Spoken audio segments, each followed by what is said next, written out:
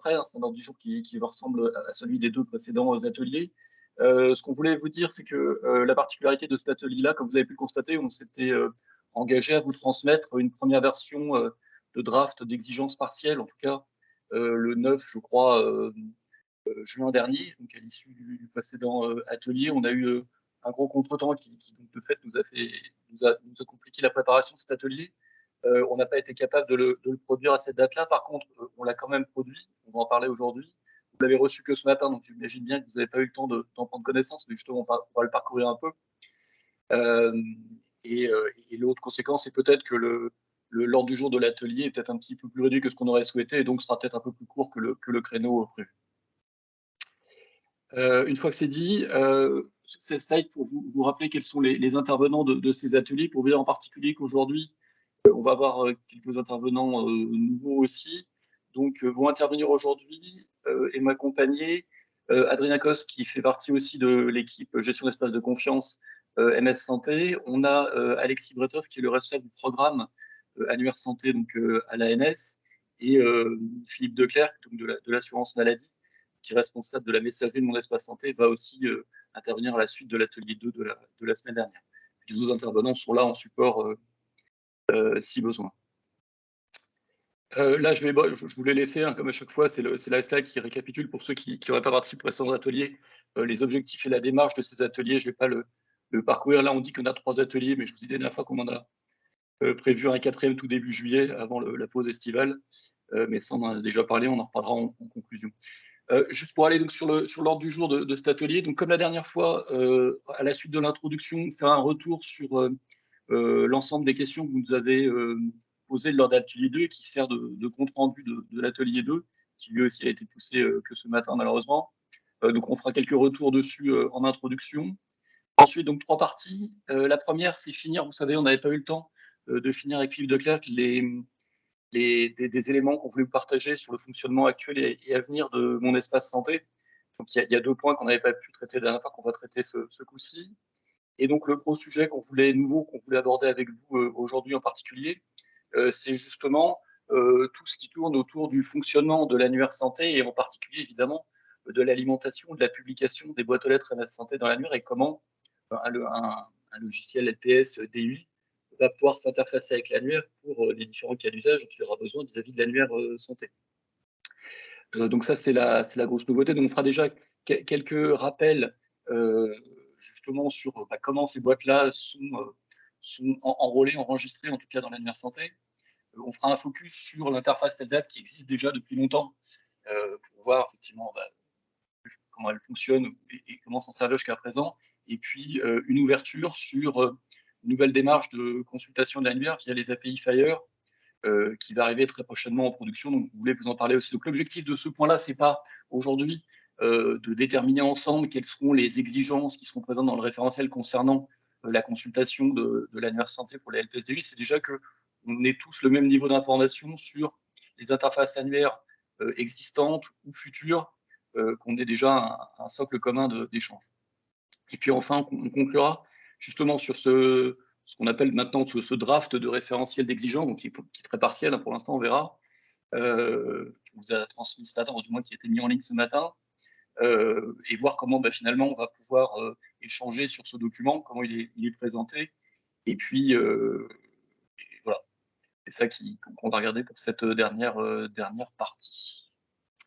Donc je vous propose de démarrer sans attendre par justement ce retour sur les questions posées lors de l'atelier 2. Donc il y a eu aussi, soit par chat ou en prise de parole, beaucoup de questions qui ont été posées. Donc ça, c'est très positif. Je crois que j'ai indiqué qu'il y en avait eu donc 19, on en a regroupé certaines, mais en tout cas 19 questions qu'on a regroupées dans le même fichier Excel qu'on a enrichi, qui est aussi à disposition. Donc, je vous ai remis l'adresse sur le site amssanté.fr. Je vous ai mis une copie d'écran justement des ressources qu'on met à disposition dans le cadre de cet atelier. Donc, vous voyez depuis l'atelier 2, donc on a publié à la fois évidemment le support, l'enregistrement vidéo et puis ce compte rendu. Bon, je vous laisserai aller prendre connaissance des réponses. On a essayé qu'elles soient le plus exhaustives possible et compréhensibles. Si évidemment il y a encore des besoins de précision, n'hésitez pas à lors du prochain atelier à nous poser des questions. En tout cas, je voulais revenir sur 2 d'entre elles, alors qui concernent plus particulièrement mon espace santé, était intéressant, je pense, de partager avec tous. Il y a une question qui nous disait que certains éditeurs étaient surpris de voir que autant ils arrivaient bien à demander des accusés de lecture à mon espace santé, mais pas des accusés de réception. Et donc la réponse qu'on a apportée, c'est qu'effectivement, pour l'instant, les accusés de réception ne sont pas supportés par mon espace santé. C'est sans doute quelque chose qui changera, mais en tout cas à date, il n'y a que les accusés de lecture dont on a parlé à l'atelier précédent qui sont supportés. Autre question, la 48. Oui, donc ça évidemment, c'est une question qui nous a été posée très souvent, je voulais revenir dessus aussi, y compris dans le cadre de la vague 1 Ségur, du fait de la difficulté effectivement de pouvoir même potentiellement produire des preuves dans le cadre de la vague 1 Ségur, c'est le fait qu'il n'y a pas à aujourd'hui d'environnement de test de la messagerie Mon Espace Santé qui soit à disposition des éditeurs dans notre espace de confiance MS Santé de test, mais que pour autant, il y a bien des travaux en cours, donc ça sera, espérons-le, profitable pour la vague 2 Ségur, et un souhait de la CNAM, en tout cas, de mettre à disposition cet environnement avant la fin 2022, la fin de cette année. Donc, je vous laisserai regarder les autres questions-réponses dans ce fichier qui est mis à disposition. Je vais donc laisser la parole à Philippe Declercq de l'assurance maladie pour terminer les deux points donc, qui nous manquaient, qu'on n'avait pas eu le temps de parcourir la dernière fois sur le fonctionnement de mon espace santé. Et puis évidemment, si vous avez des questions sur mon espace santé en parallèle, n'hésitez pas. Philippe, je te laisse. Bonjour, ouais, merci. Si on peut passer à la planche suivante. Voilà. Alors, effectivement, un des points qu'on n'avait pas abordé lors de l'atelier précédent, c'est la possibilité pour les qu'on donne aux professionnels, effectivement, de mettre fin aux échanges avec un usager.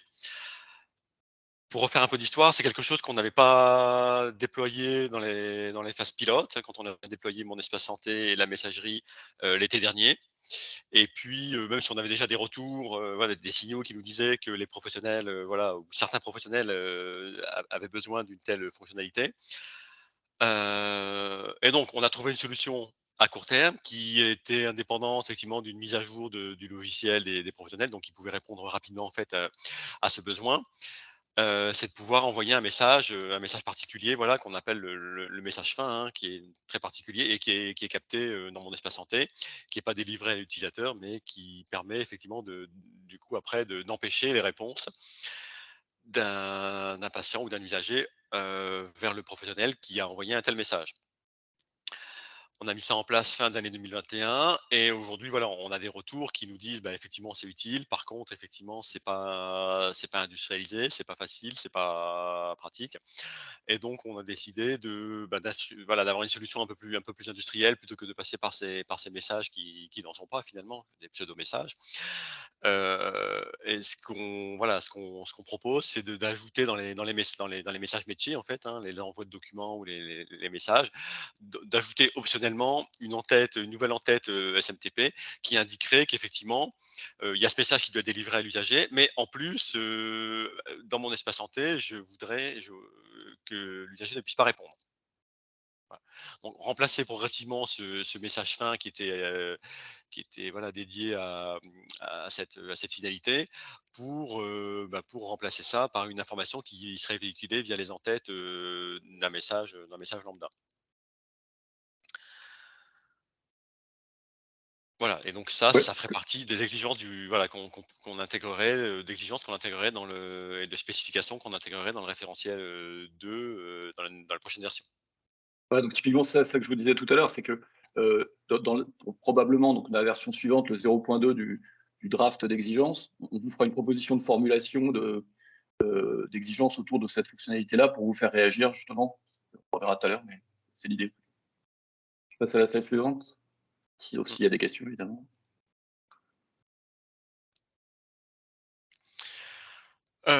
Alors, les messages émis par les patients, effectivement, très rapidement après le déploiement en phase pilote l'année dernière, on a aussi fait évoluer mon espace santé pour ajouter effectivement, pour ajouter dans l'adresse, de l'usager qui répond à un message, le prénom et le nom de l'usager tel qu'il est connu dans mon espace santé. Heu Ça, voilà, donc je vous rappelle, donc c'est quelque chose qui peut être exploité effectivement. Alors évidemment, il y a l'identifiant, il y a le matricule INS, hein, qui est présent dans l'adresse, donc c'est ça la vraie clé évidemment. Voilà, malgré tout, effectivement, dans certains logiciels ou des logiciels de type webmail, effectivement, il est possible, enfin, il est recommandé même d'afficher effectivement plus que l'adresse, de l'usager qui a répondu, d'afficher effectivement ce libellé, qu'on véhicule dans les messages. Ce qu'on envisage, dans les évolutions, dans la prochaine version du référentiel 2, parce que c'est aussi une remontée terrain qu'on a qui est très forte, c'est de per alors l'exigence n'est pas formulée, hein, là on est, voilà, plutôt sur un cadre général, de permettre la distinction entre les messages envoyés par des professionnels, des messages envoyés par des usagers. Pour l'interface du professionnel, voilà, qui puisse distinguer, heu, sur des modalités qu'il reste à préciser peut-être, sûrement même, les messages, voilà, qui viennent, d'usagers, des messages qui viennent de professionnels.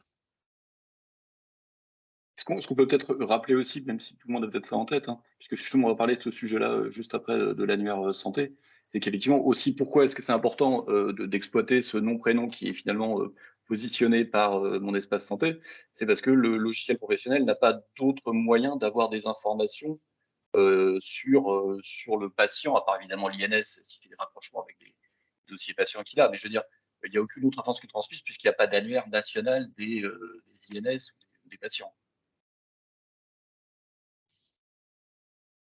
OK.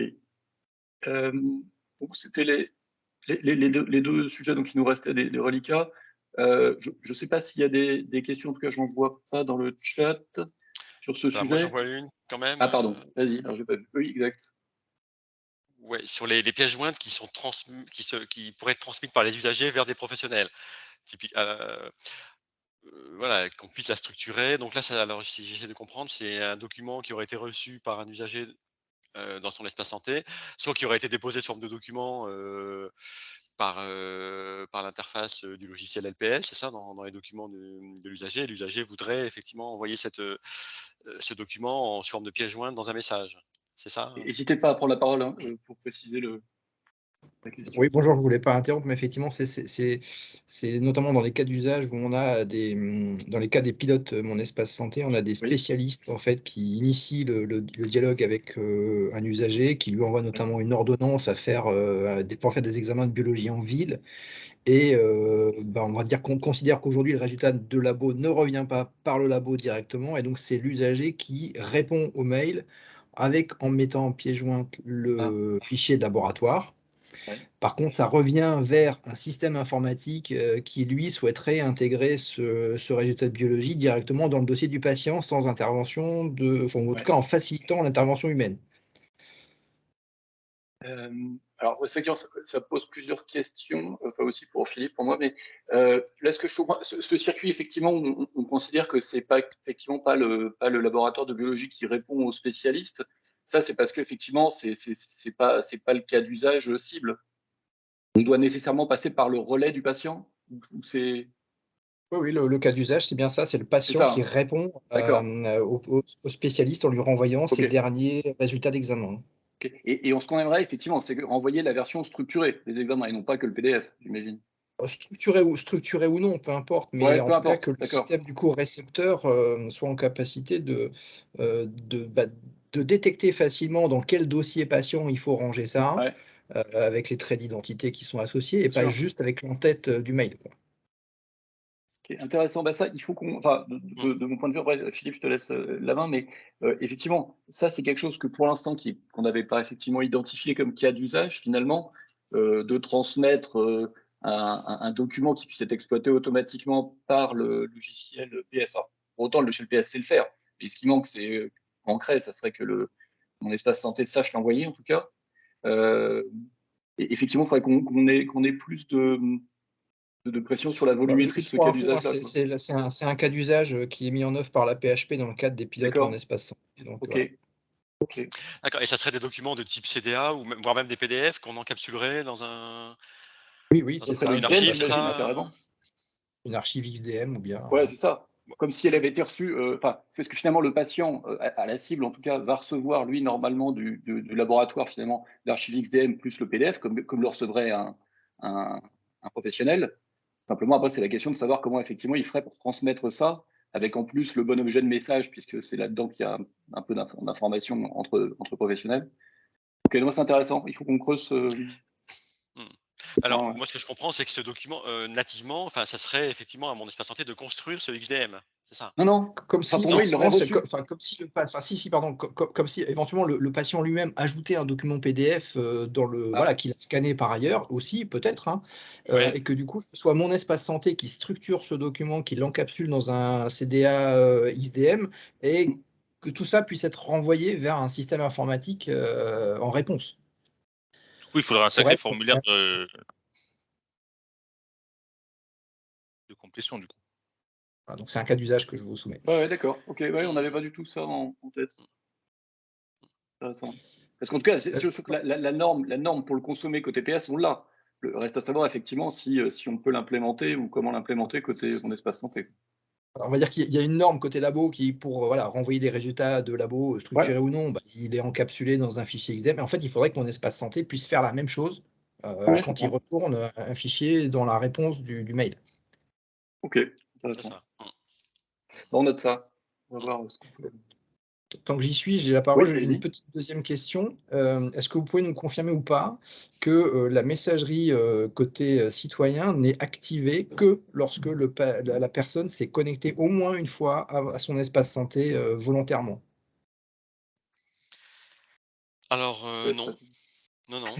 Heu, la messagerie citoyen est créée, la boîte aux lettres est créée et donc en capacité de recevoir des messages dès lors que, soit effectivement l'usager s'est connecté et a créé son profil volontairement, soit que, l'usager ait été, ciblé dans les vagues de création automatique qui sont en cours d'exécution en ce moment, qui vont se depuis début mai, qui vont se terminer mi-juillet.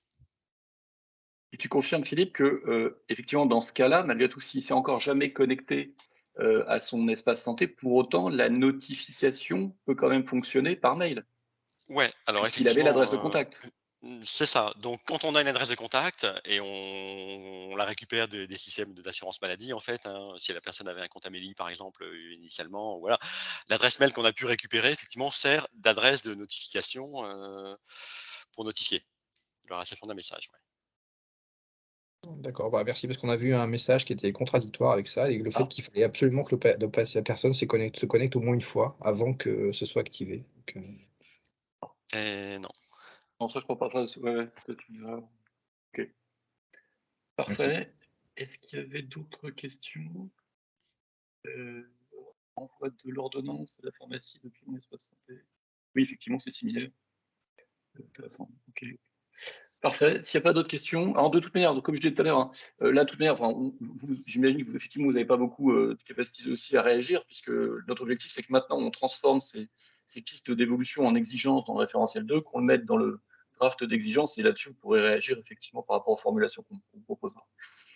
Donc, je propose qu'on passe au deuxième point, au point principal concernant l'annuaire santé, et en particulier la présence des adresses MS Santé des professionnels dans l'annuaire santé.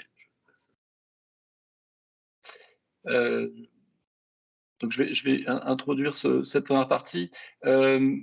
Déjà, ce que je voulais faire, parce que vraiment qu'on soit tous au même niveau d'information, jusqu'à présent, finalement, nous, le fonctionnement de l'annuaire santé avec les adresses MS Santé, on l'a beaucoup échangé avec les opérateurs, puisqu'ils vous verrez, ils ont bien entendu un rôle central dans cette gestion de ces adresses MS Santé.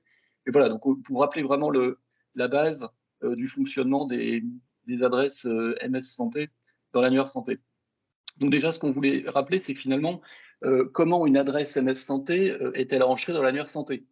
Euh, Parce que c'est pas les processus d'enrôlement habituels nécessairement qui sont mis en œuvre, comme il y aurait pour les autorités d'enregistrement, les ordres ou les ARS. C'est complémentaire dans le sens où, via le référentiel 1 opérateur, chaque opérateur est responsable justement de la publication d'une adresse MS Santé dans l'annuaire santé, y compris de sa dépublication, évidemment, en cas de suppression de la boîte aux lettres. Et comment ça fonctionne? C'est que l'annuaire santé met à disposition un web service qui permet de déclarer l'intégralité des boîtes aux lettres qui héberge un opérateur. Généralement, ils font ça tous les jours ou à une autre fréquence, suivant les opérateurs. Mais en quoi ça consiste finalement? L'opérateur ne déclare pas une identité, ne crée pas une nouvelle identité de l'annuaire santé. Ce que se limite à faire l'opérateur, c'est d'associer une, voire plusieurs, mais généralement une adresse MS Santé à une identité qui est déjà présente dans l'annuaire santé. Que ça soit une identité de personne physique pour les boîtes aux lettres personnelles, MS Santé, soit une identité de personne morale pour les boîtes aux lettres organisationnelles ou les boîtes aux lettres applicatives.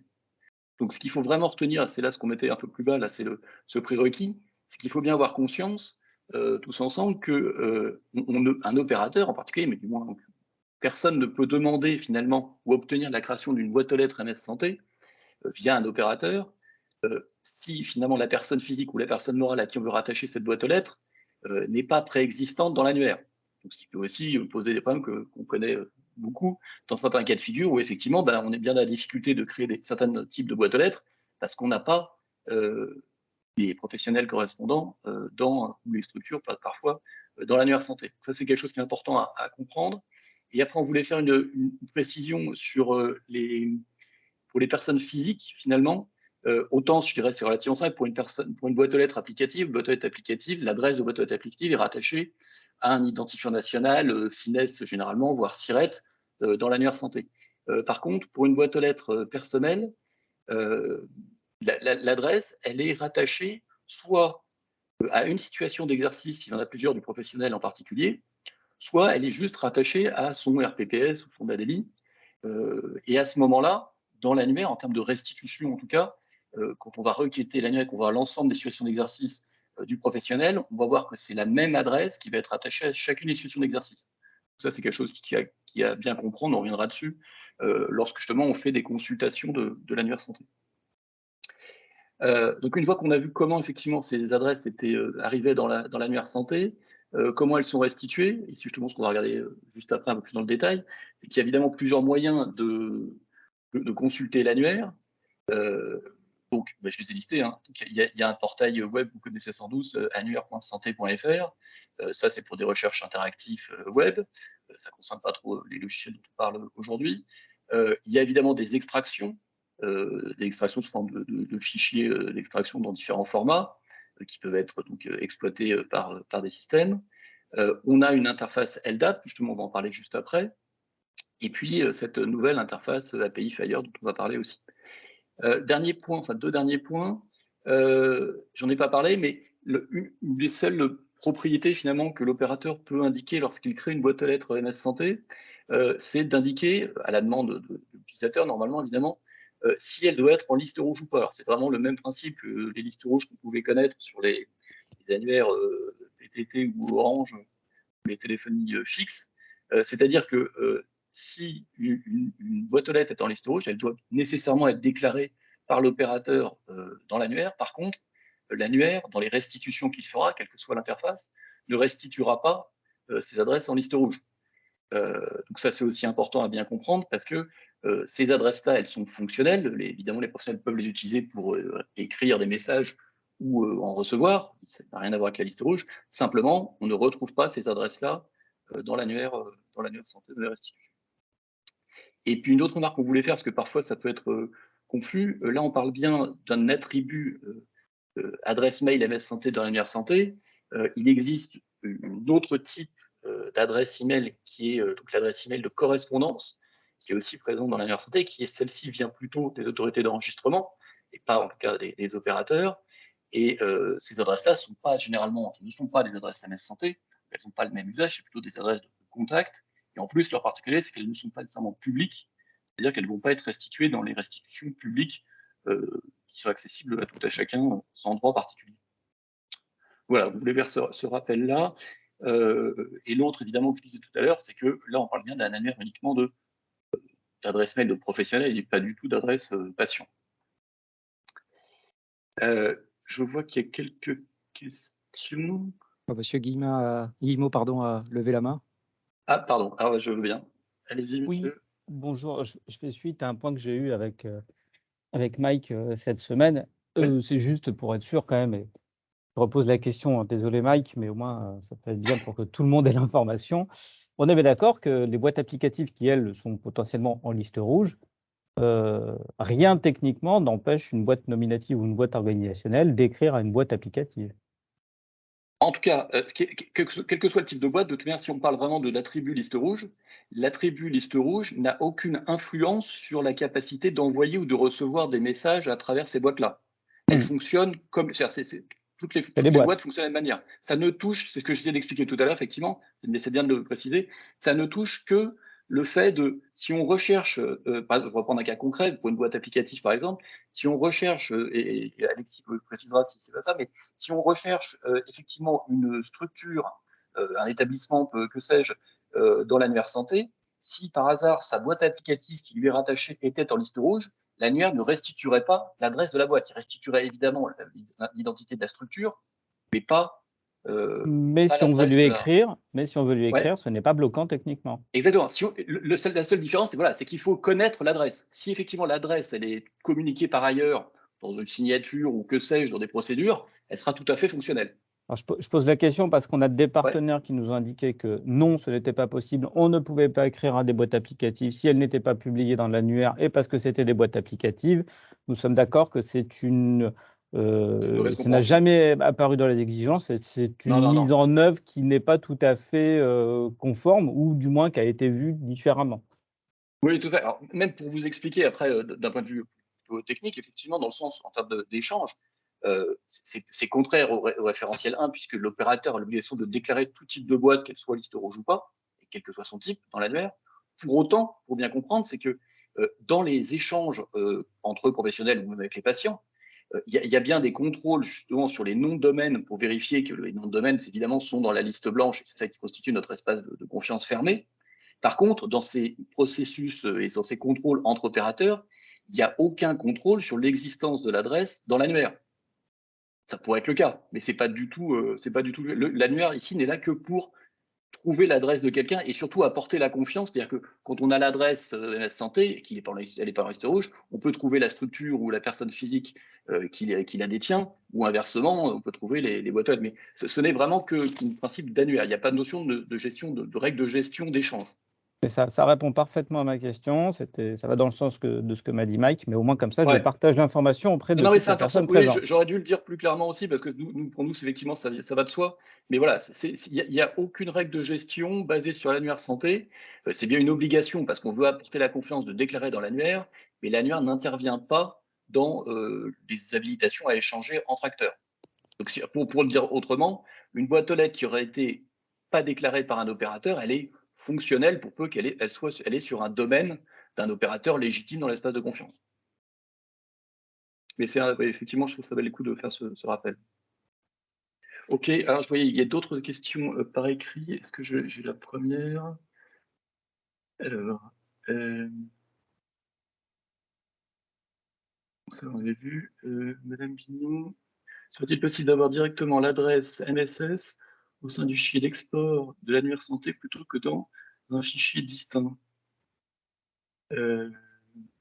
Alors, si vous pouvez compléter je veux bien, parce que je ne suis pas sûr de saisir Magali. Oui, bonjour. En fait, lors de la récupération des extractions de l'annuaire santé, on a en fait les informations RPPS dans un fichier, tout ce qui est adresse MSS dans un autre. Du coup, ça nous oblige à faire 2 traitements. Est-ce que éventuellement ça c'est prévu ou… Ah, magnifique. Oui, c'est prévu. Parfait. C'est ce dont on va vous parler juste après. Voilà, c'est plutôt le Fire qui va apporter ce type d'éléments qu'on n'avait pas dans les extractions, je dirais, statiques jusqu'à présent. On avait historiquement tout regroupé avec les boîtes aux lettres MS Santé. Ça posait d'autres problèmes. Mais la solution dans ce cas-là, n'est pas une extraction parce que plus on met d'informations dans une extraction, plus elle est grosse. Et plus en fait, elle va dire des choses compliquées. Enfin, c'est difficile de mélanger les deux, en fait, parce qu'on se retrouve avec des balles MS Santé sur chacune des situations d'exercice. Voilà, donc on a fait ce découpage en extraction, mais la vraie réponse, c'est une API qui expose les données, on vous en parle juste après, et qui vous permet finalement d'aller chercher ce que vous voulez. Ok, merci. Okay, donc On va aborder ça. Je vois une autre question de Monsieur Mazar qui nous pose la question de savoir si effectivement, dans les restitutions, donc des extractions ou autres, enfin, peu importe, de l'annuaire, est-ce que le responsable de la boîte est restitué? Moi, je dirais que je ne sais pas. Alors, je vais vous répondre. On a 2 extractions, une qui est réservée aux opérateurs. Ouais. Et l'extraction, je crois que c'est l'XML, en format XML, Ouais. des balles MS Santé, qui contient l'information. D'accord. Et une deuxième qui est en libre accès, donc celle dont parlait Madame Bignon, sur le site Annuaire Santé ou en web service. Et celle-ci, étant donné qu'elle est en libre accès, on a estimé que l'information de mémoire n'était pas publique, parce qu'il y avait un nom et un prénom, il y avait même un numéro de téléphone Ouais, d'une c'est ça. personne à Il faut y avoir joindre. des coordonnées de contact. Donc voilà, vous avez, oui, c'est disponible, mais réservé aux opérateurs MS Santé. Donc à ce C'est une stade, bonne en tout cas, question, ouais. voilà, C'est une bonne question parce qu'il faudrait se interroger sur cette, parce que c'est effectivement une notion importante, le responsable de la boîte, y compris en dehors des opérateurs. C'est une bonne question. Et d'ailleurs, je ne sais pas du tout si en termes de droit sur le Fire, ça sera appliqué de la même manière ou si on aura plus de on l'a latitude, je sais pas. alors on l'a appliqué de la même manière à ce Oui, stade. j'imagine, pour l'instant. Mais Il faut qu'on se pose la c'est une question. En bonne tout cas, c'est question. une Il faut qu'on bonne. se pose la question. Ouais, c'est une bonne question. Il y a une question de confidentialité en tout cas. Donc, je pense qu'il y a au moins dedans. Sur le nom, mais rajouter un nom et un prénom et un numéro de téléphone potentiel d'une personne Ouais. qui n'est pas un professionnel de santé dans les informations en libre accès disponibles par tous, c'est pas simple. Alors après, il y a une autre question qu'on n'a pas traitée, on n'a jamais réglée pour l'instant, hein, c'est qu'on n'est pas satisfait avec cette construction d'origine du responsable de la boîte aux lettres, puisque pour l'instant, comme vous le savez, c'est un champ libre, effectivement, avec des coordonnées de contact qui sont donc assez peu exploitables, et qu'on aimerait bien un jour avoir plutôt là-dedans un identifiant de personnes physiques qui seraient plus exploitables que uniquement des coordonnées qui ne peuvent pas être contrôlées du tout. Bon, c'est un autre sujet. Ok, je vois une autre question, Didier Pécher. Est-ce que je peux répondre à un mail provenant d'une boîte aux lettres en liste rouge? Si oui, oui, oui, ce qu'on a dit tout à l'heure, enfin, je pense qu'on l'a dit depuis, mais oui, vous pouvez tout à fait, quelqu'un qui est en liste rouge peut tout à fait vous écrire. Vous, de fait, puisque vous l'aurez dans le frog, vous verrez l'adresse que vous ne trouveriez pas dans l'annuaire, et évidemment, vous pourrez lui répondre. Ou si quelqu'un vous donne par un autre biais son adresse qui est sur liste rouge, vous pouvez très bien la saisir, la taper. Mais dans tous les cas, vous pouvez aussi saisir une adresse Gmail. Bon, là, ça ne partira pas parce que ce n'est pas dans l'espace de confiance. Mais vous pouvez saisir ce que vous voulez. Il se trouve que cette adresse-là qui est sur liste rouge, elle est dans l'espace de confiance. L'opérateur est sur la liste, enfin, le domaine est sur la liste blanche. Donc oui, vous pourrez. D'ailleurs, ça me permet aussi de rappeler quelque chose qu'on aurait pu écrire, qu'on avait eu maintenant il y a plus longtemps avec certains éditeurs. C'est qu'effectivement, par exemple, certains éditeurs avaient implémenté un contrôle sur l'annuaire des adresses destinataires avant d'envoyer un mail MS Santé. Et ça, effectivement, c'est une mauvaise pratique, il faudra qu'on rappelle, parce qu'effectivement, du fait de ces listes rouges, il y a des adresses qui ne sont pas dans l'annuaire, du moins qui ne sont pas restituées, qui sont dans l'annuaire, mais qui ne sont pas restituées dans les extractions publiques. Et donc, il ne faut pas effectivement faire ce type de contrôle. Ça, c'est quelque chose, Mike, aussi, il faudra qu'on note pour le référentiel 2, comme je me rappelle, je pense. Portons. Je vois qu'il y a une autre question. C'est M. Mazar qui complète la question. Parfait. Alors, n'hésitez pas à intervenir si on n'a pas complètement répondu. Oui, il y avait 2 questions. Donc c'est la même réponse en fait. Je pense qu'il faut qu'on analyse ce qu'il y a comme info dans la description de la boîte pour voir s'il n'y a pas des données qui seraient à caractère personnel ou autre. A priori non, mais comme il n'y a aucun contrôle. A priori non. Mais oui, c'est un champ texte libre. Oui, il faut construire. Oui, c'est un champ texte libre. C'est ça. Malheureusement, c'est un champ texte libre qui en plus, effectivement, le but, je l'imagine, de ceux qui avaient pensé à cette conception initiale, c'était effectivement de pouvoir donner justement des informations complémentaires sur l'usage ou la finalité de ces boîtes aux lettres. Mais comme on ne les restitue pas, c'est pas très exploitable. Oui. Oui, ça c'est vrai que c'est des axes d'amélioration aussi. Il faut qu'on note, quoi. Mais du coup, c'est présent dans l'XML. Oui. Non. Enfin, lequel? Oui, enfin dans l'XML, mais qui est uniquement pour les opérateurs. C'est ça. Que tu dis. Donc finalement, il n'est pas public. Il n'est pas public. Donc il n'est pas public dans ce qui vous intéresse ici si vous n'êtes pas opérateur. Donc oui, donc c'est un souci. Oui.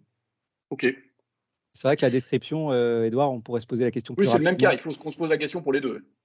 C'est vrai que peut-être plus rapidement sur la description de la boîte que sur les champs qui sont clairement données nominatif. Quand il y a un personnelles. responsable, c'est un nom et un prénom. Mm. Là, la description de la boîte, oui, c'est vrai qu'on pourrait le décorréler Bon, les c'est deux moins sujets. sensible. Bon, c'est vrai, c'est l'occasion. OK. Bah, merci pour ces remarques. Merci. Donc voilà, en tout cas, j'avais fini pour l'introduction pour qu'on parle à peu près tous de la même chose. Je vais passer la parole à Adrien Cos qui va justement plutôt vous parler donc de quelque chose qui existe depuis longtemps, puisque c'est depuis le début du système MS Santé qui a une interface LDAP qui met à disposition par l'annuaire santé et dont les principaux consommateurs, ce sont les éditeurs de LPS DUI. Je te passe la parole. Oui, merci Edouard. Donc, comme vous le disiez Edouard tout à l'heure, il y a plusieurs moyens d'interfaçage avec l'annuaire et on voulait d'abord vous faire un petit rappel sur le protocole LDAP que vous connaissez déjà pour beaucoup d'entre vous. Le protocole LDAP aujourd'hui, c'est le seul moyen de requêtage de l'annuaire depuis un client de messagerie, puisque vous pouvez le requêter directement depuis le logiciel, contrairement aux extractions que vous téléchargez en local sur les postes. Et donc, pour vous détailler un petit peu ce qu'il fait, les fonctionnalités que vous pouvez proposer à vos utilisateurs avec le LDAP, c'est principalement de sélectionner les destinataires des mails de manière sûre et aisée, puisque vous pouvez faire de l'aide à la complétion des adresses, par exemple. Vous pouvez rechercher un correspondant, quel que soit l'opérateur qui héberge sa balle, puisque dans l'annuaire, l'ensemble des opérateurs publient leurs adresses. Et vous pouvez aussi trouver des informations sur les différents correspondants. Enfin, vos utilisateurs peuvent trouver des informations sur leurs différents correspondants à partir de différents critères qui sont, eux, dans l'annuaire. Donc, que ce soit le nom d'exercice ou le département, par exemple, l'adresse d'exercice, etc., etc. On a mis un petit point d'intention sur le fait que le numéro du téléphone d'UPS ne sera pas transmis par une recherche LDAP. En bas de l'écran, on vous a mis un point d'attention. Une requête LDAP a une durée de traitement limitée à 1 minute. Donc, si ça dure plus longtemps, la requête s'arrêtera. Et elle retourne sans entrée au maximum. On a un conseil d'utilisation qui est que lors de la première recherche qui est faite par l'utilisateur, on vous recommande de conserver tous les résultats et si l'utilisateur souhaite affiner sa recherche, on vous conseille donc d'affiner ces résultats dans le premier résultat. Ça vous permet d'éviter de requêter l'annuaire plusieurs fois avec plusieurs requêtes LDAP et donc de faire une seule requête LDAP et d'affiner petit à petit en local. Je te laisse passer à la planche suivante, Edouard. Ensuite, deux points d'attention. Alexis, tu as une remarque c'est la même qu'Edouard. Edouard disait tout à l'heure qu'on aurait pu ajouter la petite remarque autour du fait qu'il ne fallait pas mettre en lien la possibilité de produire d'envoyer un mail avec la présence dans le LDAP. Peut-être que c'est dans cette slide-là qu'il serait intéressant de le rappeler. Ah, tout à fait. Très bien. Sur cette planche, on vous a mis donc les moyens de sollicitation de l'annuaire par le LDAP, donc des détails qui sont dans notre documentation technique, mais qu'on a regroupé ici. En colonne, vous avez donc d'abord l'annuaire de production et ensuite l'annuaire partenaire, donc deux interfaces que vous pouvez solliciter. Pour l'accès à cette documentation, donc pour le moment, le détail sur le LDAP est présent dans le DST, donc le dossier des spécifications techniques qui détaille les API de Mailise. À terme, ces informations sur le LDAP seront dans le référentiel 2, dans le paragraphe qui traitera de ce LDAP et de la future API Fire que va vous présenter Alexis juste après. Donc on vous a mis les liens ici qui vous permettront d'accéder à tout ça rapidement. Nouveau point d'intention également, donc outre le LDAP, les extractions publiques de l'annuaire vous permettent également d'obtenir les adresses MS Santé. Simplement, comme je vous le disais tout à l'heure, c'est pas via un requêtage direct du client de messagerie, mais c'est donc des extractions qui vous permettent d'avoir l'ensemble des adresses et ensuite vous pouvez filtrer ou faire des recherches en local. Donc les informations à ce sujet sont dans le document qui est cité ici et de la même manière, vous pouvez vous référer à ce lien-là après notre atelier si vous souhaitez plus d'informations. Si vous n'avez pas de questions sur l'LDAP, on peut passer à la suite sur l'API Fire. On prendra les questions après. Sur l'API Fire, donc On a un nouveau service qui permet d'exposer des données des référentiels de personnes physiques, personnes morales, format JSON, et on est structuré selon la norme d'interopérabilité FHIR. Donc, on vous met à disposition un serveur avec les données. Pour ceux qui ne connaissent pas forcément le FHIR, c'est une norme internationale qui décrit la manière dont les données sont modélisées et la manière dont l'API doit être appelée. Donc, c'est un service qui vous permettra soit de récupérer l'ensemble de l'annuaire en full, de faire des deltas, des différentiels entre deux dates pour synchroniser une base de professionnels et de structures contenant les boîtes aux lettres MS Santé, mais tous les autres données en libre accès, ou de faire des appels unitaires. Donc, ce nouveau service, potentiellement, avec les fonctionnalités de filtre et les critères choisis par département, par BAL MS Santé, voilà, vous pouvez finalement filtrer avec plein de critères de recherche différents qui sont tous définis dans un standard et qu'on a ajouté. Il peut potentiellement remplacer l'ensemble des services de publication qui sont mis à votre disposition, que ce soit les extractions, le LDAP ou autre, potentiellement. Encore une fois, là, on vient vous le présenter, on ne vous dit pas qu'il y a des velléités de le faire, mais nous, on a quand même des nécessités à un moment de rationaliser nos services et on compte sur ce service comme étant l'avenir des services de publication.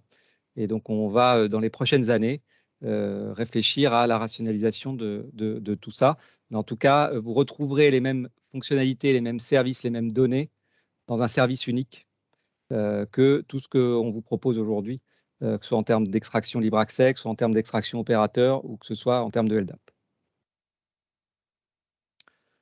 Donc, rapidement, sur l'API FHIR, on a une démarche qui a démarré en janvier, une démarche de co-construction avec un certain nombre de early adopters. Je ne sais pas si dans la salle, on en a croisé peut-être certains.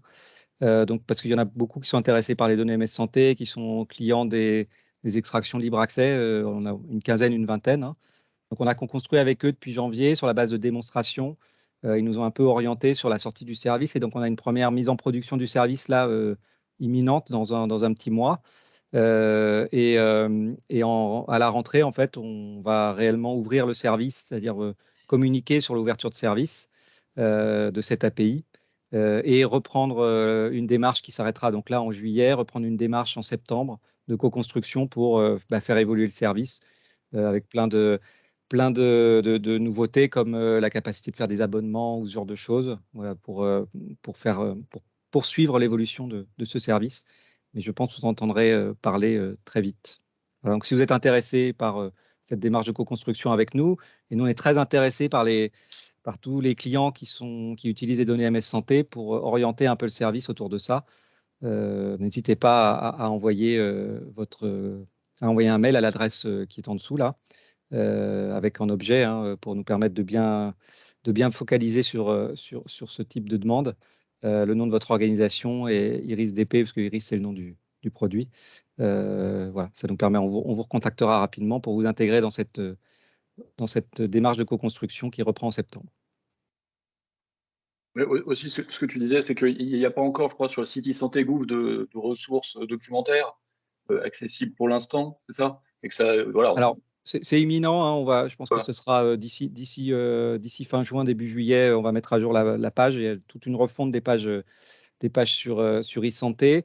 Et dans tous les cas, pour ceux qui connaissent un petit peu le FHIR, c'est des services qui sont assez autoporteurs, dans le sens où on publie ce qu'on appelle la structure de nos données, des structures definition. On les a publiées là sur des sites comme GitHub, et c'est déjà publié sur des sites comme GitHub. Je remettrai le lien, je pense, dans la conversation.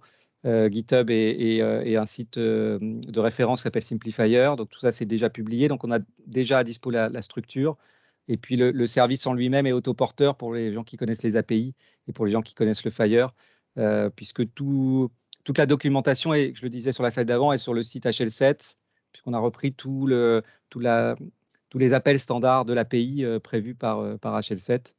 Dans la norme internationale. Donc voilà, on aura des documentations, on aura une petite présentation du service, des documentations qui sont plus de l'accompagnement entre le modèle de données et la manière dont il a été modélisé en Fire, parce que on a remodélisé un peu tout le modèle, mais on n'aura pas de DSFT comme vous les connaissez jusque-là. C'est pas la philosophie du Fire.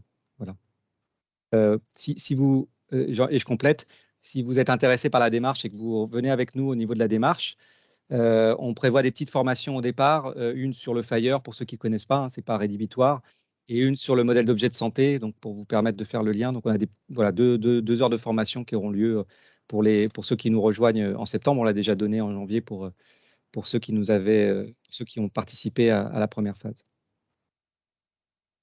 Justement, j'allais prendre les questions qu'il y avait dans le chat.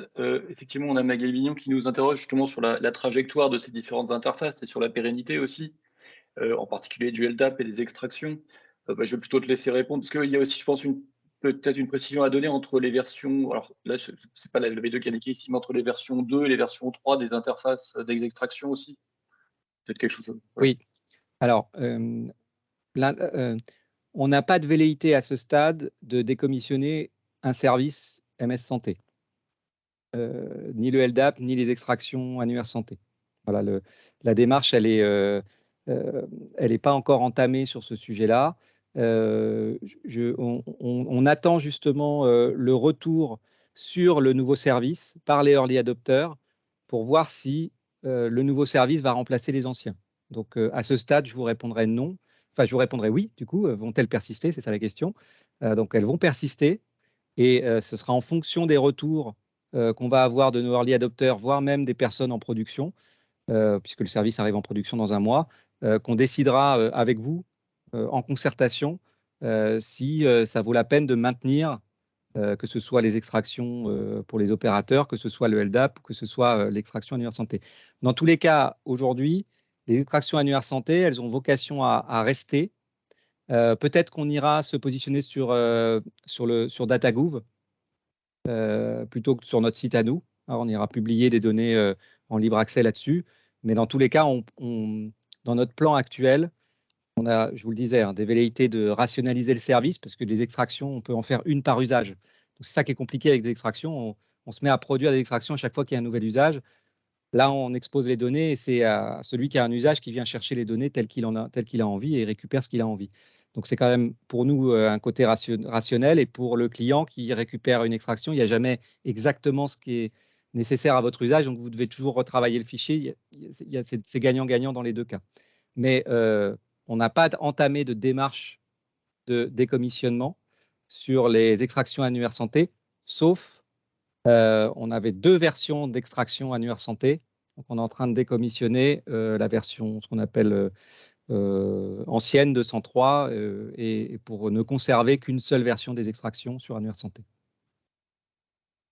Pour information, pour ceux qui auraient aussi une patte opérateur, effectivement, il y a une des extractions opérateurs, par exemple, qui est concernée par ce décommissionnement, effectivement, des versions 203.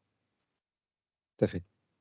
Donc, effectivement, et la question qu'on se pose, et là, pour l'instant, on n'a pas du tout pris d'orientation, et il faudra qu'on le fasse avec vous, c'est de se dire, par rapport à, donc là, c'était le champ des possibles qu'on voulait vous présenter, plus un qui est en train d'arriver, hein, donc on en a bien conscience, c'est de se dire aussi sur les exigences qu'on va mettre dans ce référentiel 2, effectivement, est-ce que ce seront des exigences qui diront, effectivement, après, ça dépendra peut-être aussi, on le verra, des couloirs ou des task force, mais qui seront sous l'angle, finalement, il faut requêter l'annuaire pour obtenir telle information, mais sans dire le comment, finalement, ou est-ce que ce sera, il faut nécessairement utiliser telle interface? Probablement pas, mais voilà, donc c'est ça qu'il faut aussi qu'on précise dans cette concertation.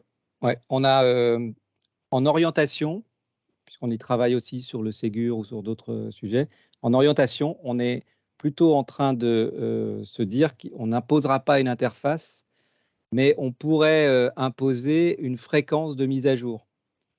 Et là, la fréquence de mise à jour, quand vous avez une extraction full et qu'on vous demande, ou que vous avez nécessité de le mettre à jour tous les jours, bah, c'est plus complexe de le faire avec une extraction qu'avec une API où vous calculez les deltas. Voilà, donc c'est plutôt ça notre orientation. Je ne dis pas que demain, on vous demandera de télécharger tous les jours, hein, on n'en est pas là, on est loin, mais on n'est pas en train de se positionner pour imposer une interface ou une autre. Okay, il y avait une dernière question, je pense qu'elle est plus pour toi. Oui. Philippe Luciani, je te laisse. Tout à fait. Bah, c'est tout à fait ça. C'est Interop Santé, je crois, qui était sur ces ressources.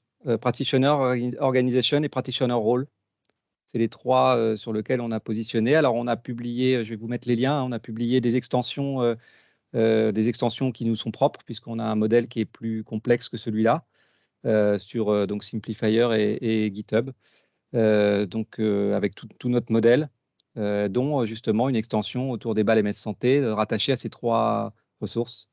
Les balles organisationnelles applicatives sur Organization, les balles personnelles uniquement rattachées à un identifiant de personnes dans Practitioner, et dans Practitioner Role, qui est exercice professionnel, situation d'exercice, pour ceux qui connaissent un peu le modèle, on a rattaché les balles personnelles qui sont rattachées aux deux, que l'opérateur a rattaché et à une personne, à une structure, donc comme le disait Edouard tout à l'heure, donc à la situation d'exercice. Voilà, tout à fait. Je vois qu'on a un connaisseur dans la salle. Merci Alexis. Je vois qu'il n'y a pas d'autres questions en tout cas sur le sujet annuaire. Déjà, on essaie de répondre effectivement aux questions qu'on n'a pas répondu complètement dans le CR. Si on a fini sur ce sujet-là pour l'instant, en tout cas, parce qu'on y reviendra fatalement, je vous propose qu'on passe sur la troisième partie, qui justement, l'objectif, c'est comme on vous l'a transmis tardivement et que vous n'avez sans doute pas pu en prendre connaissance véritablement, c'est de faire un focus sur ce tableau d'exigence draft qu'on vous a transmis ce matin, en tout cas qui nous a transmis un mail qui permet d'aller télécharger, on l'a vu tout à l'heure sur le site mssanté.fr. Voilà, on en avait un peu parlé préalablement, mais c'est pour rappeler la démarche qu'on voudrait suivre avec vous, qu'on avait fait aussi avec les opérateurs dans le cadre de la concertation des exigences du référentiel 1 et qui avait bien marché. Donc, ce qu'on vous a mis à disposition, donc c'est un tableau, on le verra, j'ai mis un extrait en bas de l'écran. Donc, l'objectif, c'est au fur et à mesure, de façon itérative, de pouvoir justement échanger sur les formulations d'exigences concrètes qu'on vous propose pour aboutir justement, lorsqu'on sortira les premières versions complètes de référentiel 2, à avoir une concertation plus rapide sur la version finale. Donc l'objectif, là, on travaille bien sous forme de tableau, c'est-à-dire qu'il ne va pas y avoir toutes les explications qu'on pourra trouver en termes d'informatifs ou de code ou d'exemples de code, mais au moins, on a la formulation d'exigence, vous aurez quelques compléments pour au moins se mettre d'accord sur la partie exigence. Donc à chaque version, l'objectif, c'est qu'à chaque version, on ajoute des exigences. Donc là, c'est la première pour l'instant. Et puis surtout, quand on en ajoute, on va aussi modifier, adapter les exigences en fonction de vos retours dans la version précédente. Et donc l'objectif, c'est qu'on vous laisse quelques jours, évidemment, pour prendre connaissance de cette première version. Et puis, vous fassiez les retours, on va voir sous quelle forme. Mais en tout cas, les retours, on les attend par mail sur la boîte aux lettres du support N3 de l'espace de confiance. Donc, on va voir dans quel délai. Il y avait effectivement un petit point d'attention et sur quelque chose on n'est pas encore complètement arrêté, mais ça a une importance, il faudra voir comment on le gère. C'est-à-dire que là, les exigences pour l'instant, telles qu'en tout cas nous on essaie de les rédiger, il faut bien comprendre que ce sont des exigences que j'appelle génériques, c'est-à-dire qui pour nous devront être reprises par l'ensemble des DSR de la vague 2 finalement, quel que soit le type de logiciel ou la filière. Donc on est vite assez limité pour être très spécifique dans une exigence. Et ce qu'il faut voir aussi, c'est que, comme ça a été le cas pour la vague 1, il va y avoir des exigences qui vont être spécifiques à certaines task force, certains DSR, et qu'on ne retrouvera pas nécessairement dans le référentiel 2, qui lui a vocation d'être commun et transverse en l'ensemble des task force. Donc ce qu'il faut bien comprendre quand on vous le lisez là, c'est qu'on est pour l'instant limité à quelque chose qui doit pouvoir s'appliquer à différents contextes aussi parfois éloignés que LGC et DPI, on va dire. Donc il faut bien avoir ça en tête, mais il faudra nécessairement qu'on trouve un moyen d'avoir des exigences spécifiques. En tout cas, ce que vous allez trouver dans ce fichier, le premier que vous a envoyé, donc version 0.1, pour l'instant, il contient 15 exigences, ou 17, je ne sais plus, mais peu importe. En tout cas, la majeure partie, pour l'instant, c'est ce qu'on avait regardé lors de l'atelier 1, finalement. C'est les exigences autour de l'API LPS et des indicateurs. Donc l'API LPS, là, vous allez retrouver des exigences très techniques qui sont finalement le pendant des exigences de l'API LPS que vous allez retrouver côté opérateur, qui, elles, sont publiées dans le référentiel 1 en version finale, qui fait l'objet de la task force opérateur. Donc ça c'est tout ce qui couvre, hein, comment on sécurise le canal TLS, comment on s'authentifie, on utilise l'Access Token dont on a parlé la dernière fois quand on utilise l'authentification pour Santé Connect, comment on réalise une connexion IMAP SMTP avec un certificat en bout de clic quand on est sur une valve applicative. Il y a quelques notions sur la persistance des sessions, la déconnexion. Voilà. Donc ça, il y a 12 exigences de ce type-là, et puis 3 exigences qui indiquent comment, voilà, ce qu'on sans doute encore à préciser, hein, il y a peut-être des cas qu'on n'a pas identifiés, mais comment effectivement positionner les entêtes SMTP qui permettront de dire si le document est structuré, si l'INS est qualifié, et aussi d'indiquer l'identifiant du logiciel. Si je parcours rapidement le tableau, vous verrez pour ceux qui connaissent les REM de la vague 1, on a évidemment gardé la même structure, hein, globalement. Là, finalement, les 3 premières colonnes, c'est une sorte de classification des exigences par nature. Là, on voit si c'est une exigence ou une recommandation. Là, pour l'instant, on a mis un numéro temporaire d'exigence, ce ne sera pas et c'est au moins pour échanger entre nous, ça facilite la vie. Ici, la formulation telle qu'on envisage de la mettre dans le référentiel 2, donc soit effectivement doit ou peut suivre la recommandation. Là, on a ajouté une colonne qui n'est pas présente dans la RM par défaut, c'est parce qu'on a besoin, quand même dans certains cas de figure, de vous partager des éléments qu'on voudra mettre dans le référentiel 2, qui ne sont pas de l'ordre de l'exigence, mais qui permettent de comprendre le contexte. Donc il y a ce champ-là qu'on retrouvera aussi dans le référentiel 2. On a aussi ajouté une colonne statut de l'exigence. Bon, là, pour l'instant, elles sont toutes ajoutées en version 0.2, et dans la future version, ça permettra de savoir si on a modifié l'exigence, dans quelle version on l'a modifiée. C'est une question de suivi. Et surtout, voilà, c'est là où effectivement on vous attend, on a besoin de vos retours. C'est sur cette partie verte à droite. Donc déjà, ce qu'on ne va pas rappeler dans le mail, c'est ça pour nous simplifier la vie, si vous pouvez bien penser ici à renseigner le nom de votre société ou éditeur, ici, pour qu'on puisse bien distinguer les réponses, même si évidemment, quand on va publier les questions-réponses, on anonymisera les questions-réponses au préalable, mais pour nous, c'est important. Et donc, ce que je voulais dire, c'est que pour chaque ligne, finalement, parfois, vous verrez, on a mis des questions, des remarques, des questions qu'on vous pose, des remarques. Et ce qu'on attend surtout, évidemment, c'est si vous pouvez répondre aux questions, déjà, ça serait très bien. Et surtout, n'hésitez pas à nous faire toutes les remarques que vous trouvez utiles, même s'il n'y a pas de questions, sur les formulations qu'on a employées, et voir si elles sont applicables à l'ensemble des contextes, comme on l'a dit, qui sont même très variés, suivant les différents types de logiciels possibles, qui soient effectivement interactifs ou plutôt en automatique, quoi. Donc ça, c'est l'idée. Et donc là, bon, effectivement, on était en retard sur cette publication. On vous demande, s'il vous plaît, de nous faire vos retours pour lundi en 8 au soir. Comme ça, on a le temps de prendre en compte vos remarques avant la prochaine version, la version 0.2 du référentiel. Donc je poursuis. Je ne sais pas s'il y a des questions sur ce sujet ou si c'est clair pour vous. En tout cas, je n'en vois pas. Est-ce qu'il n'y a pas une main de... Non, si, non. Parfait. Donc, s'il n'y a pas de questions là-dessus, je vais en venir à la conclusion et vous laisser la parole juste après encore. Donc voilà, je vous disais effectivement, l'atelier est un peu plus court que ce qu'on avait envisagé initialement. Malheureusement, je vous rappelle donc les principaux jalons. Je vous en ai parlé à l'instant. Donc, ce jalon, c'est ce retour de concertation partielle, hein, parce que pour l'instant, c'est un sous-ensemble d'exigences. Pour lundi prochain, donc par mail. On va vous enverra, donc je n'ai pas mis de date précise ce coup-ci pour ne pas décevoir, mais la publication d'une version 0.2 qui aura lieu de toute manière avant le prochain atelier. Et donc ce dernier atelier, du moins avant la période estivale, le 8 juillet prochain, toujours à peu près avec le même principe, hein, le retour sur les questions que vous avez posées, sans doute concertation sur des exigences justement qu'on aura mis dans la version 0.2, puis sur des questions, des remarques que vous aurez fait entre-temps. Et puis donc probablement qu'on vous transmettra une version 0.3 à l'issue de ce dernier atelier de la période en tout cas. Je vois qu'il y a une question, puisque justement c'est le dernier moment. Une question de M. Mazard. J'ai une demande de précision pour l'annuaire et l'accès. Oui, je vous en prie. Je prends la parole. Oui, c'était concernant les modalités d'accès à l'XML. En fait, c'est un web service qu'on interroge et on a en retour les réponses qui correspondent à l'interrogation. Comment ça se passe? C'est en temps réel qu'on interroge ce web service ou Oui, C'est un web service comme les services annuaires santé, c'est-à-dire vous faites appel vous tapez une URL et vous récupérez un fichier, une extraction. Par contre, il faut être opérateur, il faut être sur la liste blanche.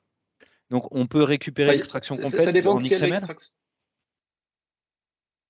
En fait, c'est ça ma Alors, question. je peux essayer de répondre. Vas-y. Enfin, en tout cas, ma compréhension, c'est qu'il y a plusieurs, effectivement, on a peut-être été un peu vite, il y a plusieurs possibilités. On a parlé de cette extraction, effectivement, qui est dédiée aux opérateurs, donc qui n'est pas une extraction publique, où il faut être authentifié en tant qu'opérateur pour l'obtenir. Donc, effectivement, et je crois qu'effectivement qu'elle est en XML. Après, donc celle-là, effectivement, elle n'est pas accessible à l'heure actuelle, en tout cas, à tout le monde et aux éditeurs LPSDI pour l'instant. Après, ce qu'il y a de public, c'était le lien qu'indiquait tout à l'heure Adrien dans les slides. On peut revenir dessus sur le DSFT des extractions V3.0, si je ne dis pas de bêtises, Alexis. Mais là, il n'y aura peut-être pas tous les champs que vous cherchez. Mais par contre, là, c'est bien une extraction sur un web service, mais qui est public et que vous pouvez requêter. Je reviens dessus et qui donne les boîtes aux lettres MS Santé, mais peut-être pas avec tous les champs que vous cherchez. Alors, LDAP, c'était là. Voilà, ici, on vous indiquait que dans sur cette page, effectivement, vous trouvez cette spec. Non, l'interrogation LDAP, elle retourne pas le non, responsable LDAP, ni non. la description. Ouais. C'est en oui, dessous. tout à fait. Non, non. Ah oui, non, vous n'avez pas dans tous les cas, tout ce qui est public, vous n'aurez pas la description. D'accord. Donc, oui, l'extraction XML est la seule qui contient la description. Et elle est Et elle complète, n'est accessible. l'extraction XML?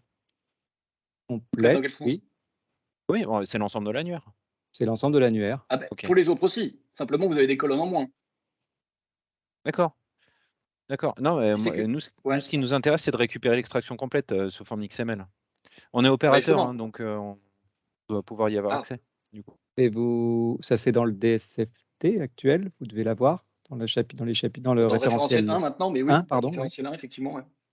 Il faut que je regarde, je suis passé à côté. Voilà, soit effectivement, c'est dans le référentiel 1, il y a 2 extractions qui sont, pour rappel, accessibles aux opérateurs, dont celle que vous cherchez là, effectivement. Donc celle-là, elle donne plus de colonnes que l'extraction publique. Et pour ceux qui ne seraient pas éligibles en tant qu'opérateur à ces données-là, à l'heure actuelle en tout cas, il faut aller voir le document que je pointe à l'instant, qui permet à tout à chacun d'obtenir effectivement une extraction complète de l'annuaire, mais potentiellement pas avec toutes les colonnes dont on parlait tout à l'heure. D'accord. Je ne sais pas si c'est plus clair. Si. Parfait, super. Si. Très bien. Merci beaucoup. Juste ajouter une petite précision, c'est l'extraction complète à l'exception des balles sur liste rouge. Oui, alors toujours, Oui, pardon. tout à fait. Oui, c'est vrai que je n'ai pas rappelé, mais c'est tout à fait. Oui, celles-ci ne sont restituées à personne, effectivement, même en privé. C'est juste. Ok, très bien. Eh bien, en tout cas, moi, de mon côté, j'en avais fini, en tout cas, avec le support. Est-ce qu'on voulait vous partager aujourd'hui? Je vois pas. Il y avait une main levée, mais elle n'y est plus. Je vois pas d'autres questions. S'il n'y en a pas, il me reste à vous remercier pour votre participation. Et donc, à se retrouver le 8 juillet pour ce dernier atelier de la session. Et puis, surtout en attendant vos retours sur la quinzaine d'exigences qu'on a publiées à ce jour. Merci à tous. Bonne fin d'après-midi. Merci. Merci, au revoir. Au revoir. Au revoir. Au revoir.